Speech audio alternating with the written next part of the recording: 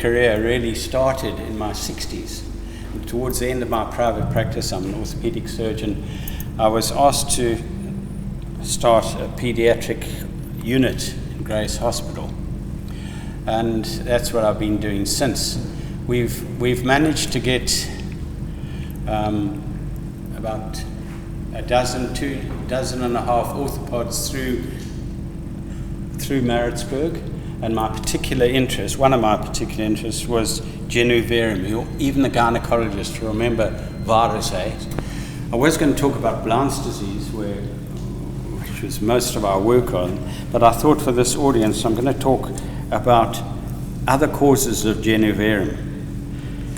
And just to get the elephant out the room here, sorry Ken, but if you can see this.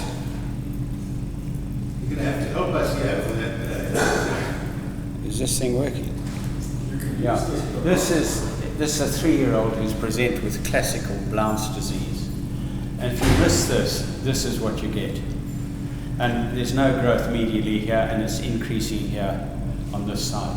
And of course it's sublux totally. So there are many things you have to do to correct that. So one cannot miss that.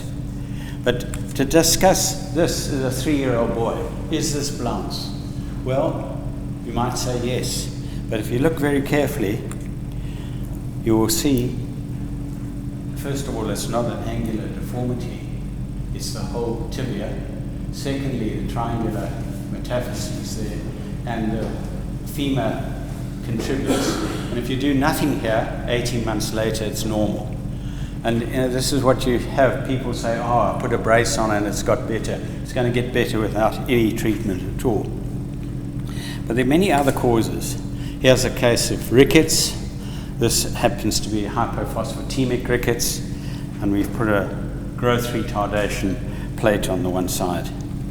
Here's another condition, fibrocartilaginous dysplasia, causing a growth disturbance, and this corrects very easily after an osteotomy.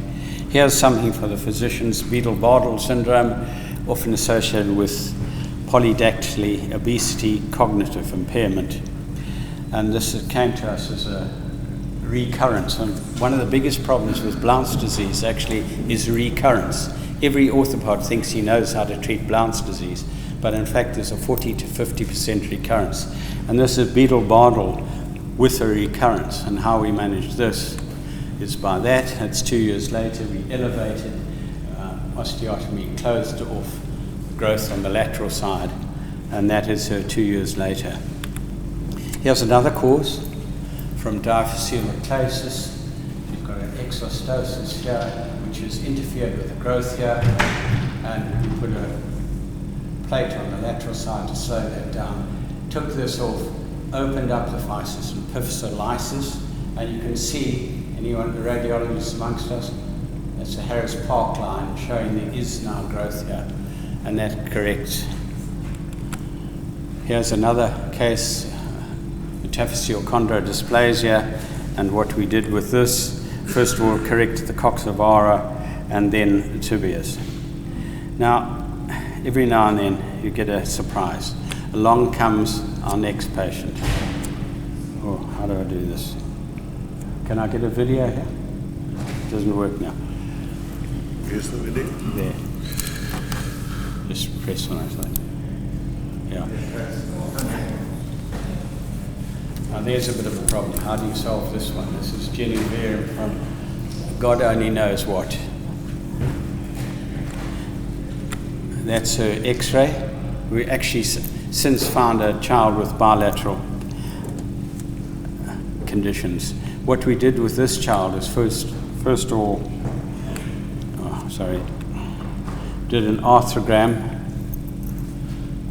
made sure we could correct it, and then fixed it with an external fixator. Slow correction here, and eventually a osteotomy of the femur to correct that.